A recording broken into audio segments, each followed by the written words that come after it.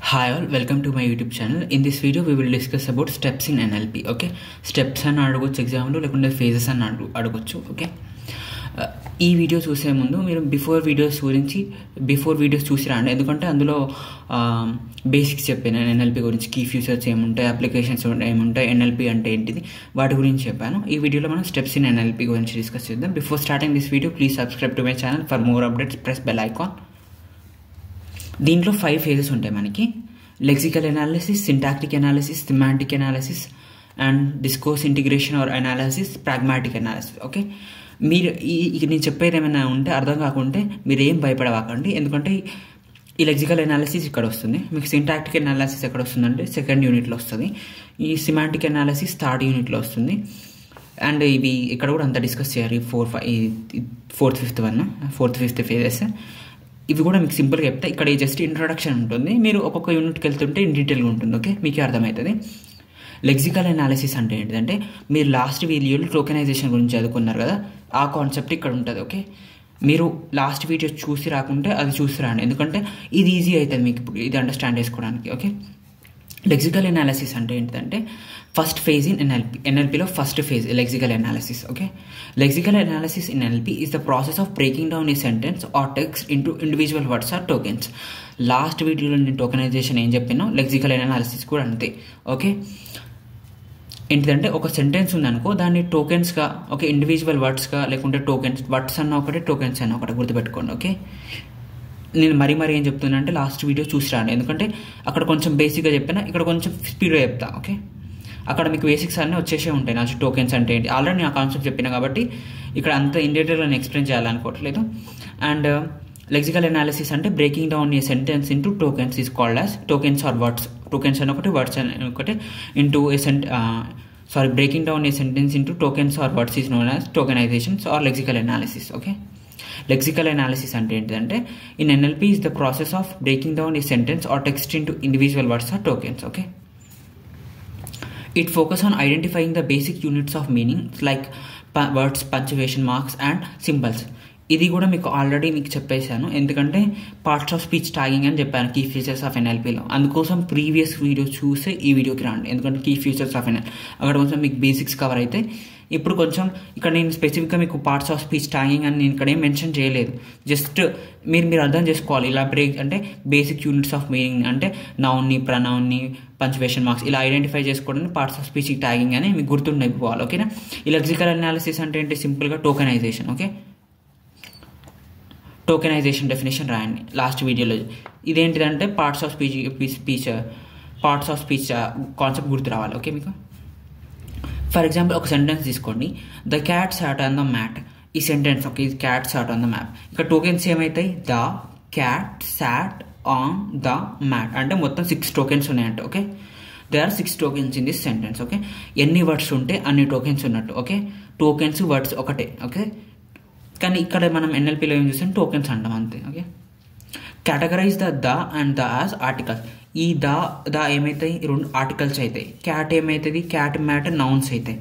And sat ఏమవుతుంది, sat as verbs అవుతాయి. Okay, అది ఇక్కడ రాశాను. ఓకే, మీరు ఇప్పుడు ఏం చేస్తారు, పార్ట్స్ ఆఫ్ స్పీచ్ ట్యాగింగ్ని చేస్తారు. ఓకే, అర్థమైంది అనుకుంటున్నాను మీకు లెక్సికల్ ఎనాలిసిస్ అంటే. లెక్సికల్ ఎనాలిసిస్ అంటే సింపుల్గా tokenization.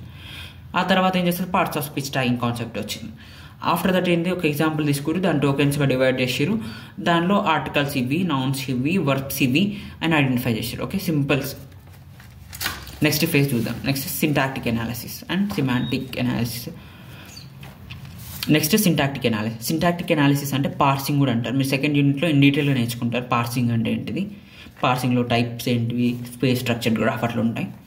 Syntactic analysis used to check grammar, word arrangements and shows the relationship among the words. Okay, మీరు ఇక్కడ మాత్రం నేను చెప్పేది మాత్రం కాన్సెప్ట్ అర్థం చేసుకోండి. ఆల్రెడీ మీకు 2nd యూనిట్లో వస్తుంది, అక్కడ ఇన్ డీటెయిల్గా మీకు ఈజీగా అర్థమైపోతుంది. ఇక్కడ నేను ఏం చెప్తున్నా ఆ కాన్సెప్ట్ గురించేనండి.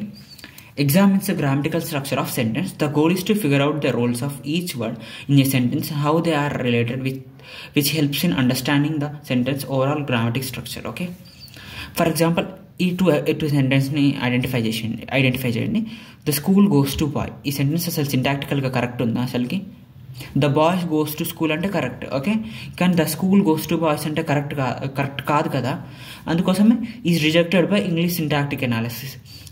ఇంగ్లీష్ సింటాక్టిక్ అనాలిసిస్ ఏం చేస్తుంది, ఈ సెంటెన్స్ రిజెక్ట్ చేస్తుంది. ఎందుకంటే ఇది తప్పు సింటాక్టికల్గా, అంటే గ్రామటికల్ స్ట్రక్చర్ లేదు ఈ సెంటెన్స్కి, okay. Agra goes to Poonam, ఇది కరెక్టా? రాంగ్ కదా. పూనం గోస్ టు ఆగ్రా అంటే కరెక్ట్, కానీ ఆగ్రా ఎక్కడైనా పూనంకి వెళ్తుందా? పోదు కదా. అందుకోసమే ఇట్లా రాంగ్. మీరు ఎగ్జామ్లో రాసేటప్పుడు పక్కా ఎగ్జాంపుల్ రాయాల్సింది, ఓకే. ఎగ్జాంపుల్స్ రాస్తేనే మార్క్స్ వస్తాయి, లేకుంటే రావు. ఫర్ ఎగ్జాంపుల్ ఇంకొక example, sun rises in the east అనే సెంటెన్స్ కరెక్ట్, కానీ rise in sun the east అంటే సెంటెన్స్ కరెక్టా? రాంగ్ కదా. ఈ సెంటెన్స్ కరెక్ట్, ఈ సెంటెన్స్ రాంగ్. అంటే ఈ విధంగా ఐడెంటిఫై చేస్తుంది మనకి natural language processing, okay.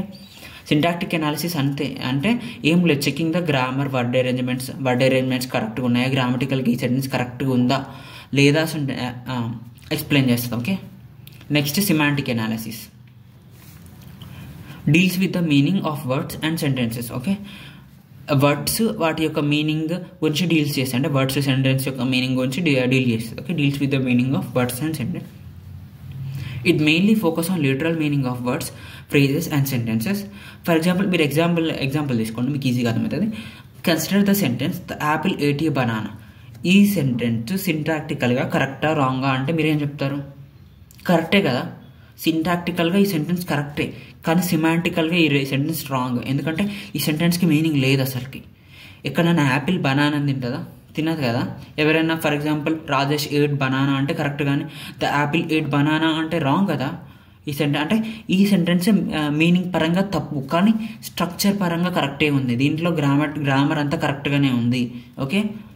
Semantic analysis అంటే మీనింగ్ పరంగా కూడా చెక్ చేయటం, not only in terms of grammar, అంటే not only in terms of syntactic analysis, we also have to check in semantic analysis. అంటే సిమాంటిక్ అంటే meaning పరంగా కూడా check చేయాలి, okay. Although the sentence is syntactically correct, it does not make sense because apples can't eat banana. ఇది సింటాక్టికల్గా ఈ sentence correct, కానీ apples banana తినవు కదా. సిమాంటికల్గా ఈ సెంటెన్స్ రాంగ్. ఫర్ ఎగ్జాంపుల్ ఇంకొక ఎగ్జాంపుల్ తీసుకోండి, హాట్ ఐస్ క్రీమ్. ఎక్కడైనా హాట్ ఐస్ క్రీమ్ ఉంటుంది కదా. అంటే కానీ హాట్ ఐస్ క్రీమ్ అనేది మనకి సింటాక్టికల్గా కరెక్టే, మనం రాయొచ్చు ఇట్లా హాట్ ఐస్ క్రీమ్ అని, కానీ సిమాంటికల్గా అనేది దానికి మీనింగ్ అనేది ఉండదు. సిమాంటిక్ అంటే మీనింగ్ అని అర్థం, సింటాక్టికల్ అంటే స్ట్రక్చర్ని చెక్ చేయడం, అంటే గ్రామటికల్గా కరెక్ట్ ఉందా లేదా అని చెక్ చేయడం సింటాక్టిక్ అనాలిసిస్. సిమాంటిక్ అంటే మీనింగ్ కరెక్ట్గా ఉందా లేదా, ఓకే, చెక్ చేయడానికి సిమాంటిక్ అనాలిసిస్. అంటే గ్రామటికల్గా కరెక్ట్గా ఉన్నా కూడా ఆ సిమాంటికల్గా కరెక్ట్గా లేదు ఆ సెంటెన్స్ అని అర్థం, ఓకే. నెక్స్ట్ వన్,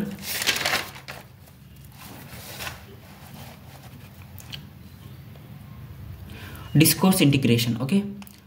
ఫస్ట్ మనం ఎగ్జాంపుల్ని చూద్దాం, ఎందుకంటే మీకు డెఫినేషన్ అవుతుంది కొంచెం కష్టం కూడా. Jack is a bright student, he likes reading books, okay. Jack అనే అతను ఒక బ్రైట్ స్టూడెంట్, అతనికి బుక్స్ చదవటం అనేది చాలా ఇష్టం. Here discourse essence he to refer the Jack, okay. He to refer to Jack, okay. Discourse analysis ఏం చేసిందంటే మనకి హీ అనే వర్డ్ జాక్ని రిఫర్ చేస్తుంది, ఓకే. మనకి ఇక్కడ హీ అనే వర్డ్ దేన్ని రిఫర్ చేస్తుంది? జాక్ని. ఫర్ ఎగ్జాంపుల్ ఒక సెంటెన్స్ గురించి డిస్కస్ చేద్దాం. For example Ramya like flowers and she like planting saplings, okay. For Ramya అనే ఆమెకి ఫ్లవర్స్ అంటే ఇష్టం, ఆమెకు మొక్కల్ని పెంచడం అనేది కూడా ఇష్టమే, ఓకే. అంటే ఇక్కడ ఆమె అనేది దేనిపైన డిపెండ్ అయి ఉంది? ఈ జాక్ పైన కదా. ఇక్కడ డిస్కోర్స్ అనాలిసిస్ ఏం చేస్తుంది అంటే ఏం అసైన్ చేస్తుంది? He to refer to Jack, okay. Discourse assigns he to refer to Jack, అంటే హీని అసైన్ చేస్తుంది to refer to Jack, okay. సింపుల్గా ప్రొనౌన్స్, ప్రతిసారి మనం ఒక పర్సన్ని నేమ్ పెట్టి పిలవలేం కదా, ప్రొనౌన్స్ని యూజ్ చేస్తాం, ఓకే. హీ షీ అలా యూజ్ చేస్తాం కదా. అదే ఇక్కడ డిస్కోర్స్ ఏం చేస్తుంది అంటే ప్రొనౌన్స్ని అసైన్ చేస్తుంది to refer to someone, okay. Discourse deals with effect of previous sentence on the sentence in consideration. అంటే ఇప్పుడు చెప్తా చూడండి, Jack is a bright student, he like reading books కదా. ఇప్పుడు ఇక్కడ ఏముంది definition? Effect of previous sentence. ఈ sentence యొక్క ఎఫెక్ట్ వల్లనే కదా ఇక్కడ హీ అనేది వచ్చింది. ఇక్కడ ప్రొనౌన్ యూజ్ చేయాల్సి వచ్చింది. ఎందుకు వచ్చింది అని అంటే ఈ సెంటెన్స్ వల్లనే. మళ్ళీ జాక్ అనే వర్డ్ని యూజ్ చేయకుండా Jack is a bright student, Jack likes reading books అనేది యూజ్ చేయకుండా ఈ సెంటెన్స్ యొక్క ఎఫెక్ట్ వల్ల మనం ఇక్కడ హీ అనేది యూజ్ చేస్తాం. మీకు థియరీగా అర్థం కాకుండా ఎగ్జాంపుల్ జస్ట్ రాయండి ఎగ్జామ్లో, ఓకే. ఆ ఎగ్జాంపుల్ని ఎక్స్ప్లెయిన్ చేయండి, ఓకే. మీకు ఆల్రెడీ ఒక 2-3 టైమ్స్ చూస్తే డెఫినేషన్ గుర్తుంటుంది, ఏం ప్రాబ్లం లేదు. Just Jack is a bright student, he likes reading books అంటే సింపుల్గా ప్రొనౌన్స్ యూజ్ చేయటం, అంటే discourse assign pronouns to refer to someone, okay. Pragmatic analysis, next one. Okay, pragmatic analysis NLP is the process of interpreting the meaning of language based on context, considering the speaker intention, social factors and real world knowledge. For example చూద్దాం. First మనం open the door, can you please pass the glass is interpreted as a request instead of order. Open the door అన్నాం. For example ఎవరికో చెప్పాను, Rajesh open the door అన్నారు మీరు. Okay, ఇప్పుడు అది ఎలా ఇంటర్ప్రిట్ చేసుకుంటుంది అంటే ఒక రిక్వెస్ట్గా ఇంటర్ప్రిట్ చేసుకుంటుంది, కానీ ఓపెన్ ద డోర్ అనేది ఒక ఆర్డర్ కాదు. ఇక సిస్టమ్ ఏమైనా అర్థం చేసుకుంటుంది, అది ఒక రిక్వెస్ట్ అని అర్థం చేసుకుంటుంది. Can you please pass the class, ఈ సెంటెన్స్ అయితే మీకు మంచిగా అర్థం అవుతుంది. ఎవరైనా మీరు can you please pass the salt అన్నారు అనుకోండి, ఈ సాల్ట్ ఇటీయమని, దాన్ని రిక్వెస్ట్గానే అర్థం చేసుకుంటుంది కానీ సిస్టమ్ అదేమన్నా ఆర్డర్ కాదు. Okay, is interpreted as a request instead of an order. System ఎలా అంటే ఇది